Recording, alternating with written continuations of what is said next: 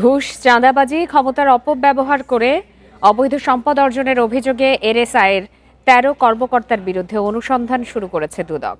এছাড়াও সেতুর টোলের টাকা আত্মসাতের মামলায় সাবেক প্রধানমন্ত্রী শেখ হাসিনা, ওবায়দুল কাদের, আমুসহ ১৭ জনকে নতুন করে দেশ ত্যাগে নিষেধাজ্ঞা দিয়েছে আদালত। রাজধানীর সেগুনবাগিচায় রবিবার বিকালে এক সংবাদ সম্মেলনে এসব তথ্য জানায় দুদকের গণমাধ্যম বিভাগ।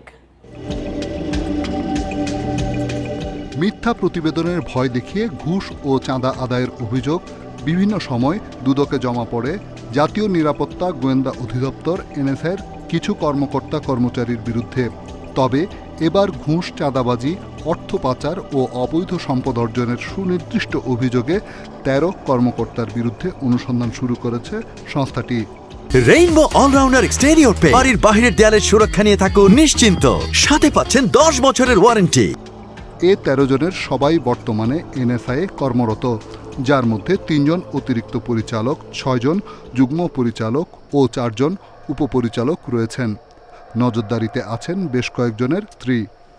জ্ঞাত আয় বহির্ভূত সম্পদ অর্জন, চাঁদাবাজি, ঘুষ, ক্ষমতার অপব্যবহার, অনেকগুলো অভিযোগের প্রেক্ষিতে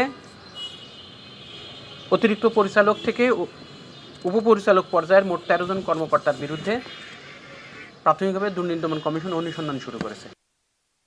এদিকে মেঘনা গোমতী সেতুর টোল আদায়ের নামে ৩০৯ কোটি টাকা আত্মসাতের মামলায় সাবেক প্রধানমন্ত্রী শেখ হাসিনা, ওবায়দুল কাদের, তোফায়েল আমুসহ ১৭ জনের বিরুদ্ধে দেশ ত্যাগে নিষেধাজ্ঞা দিয়েছে আদালত। বিজ্ঞ আদালত আজকে বিদেশ যাত্রায় নিষেধাজ্ঞা দিয়েছেন। এর মধ্যে সাবেক প্রধানমন্ত্রী শেখ হাসিনা, আমির হোসেন আমু, তোফায়েল আহমেদ, খন্দকার মোশাররফ হোসেন সহ মোট ১৭ জন আসামি আছেন এই মামলায়। রুটিন অনুসারে তাদের দেশ থেকে নিষেধাজ্ঞার আবেদন করা হয় বলছে দুদক। রিশাদ হুদা, ইন্ডিপেন্ডেন্ট নিউজ, ঢাকা।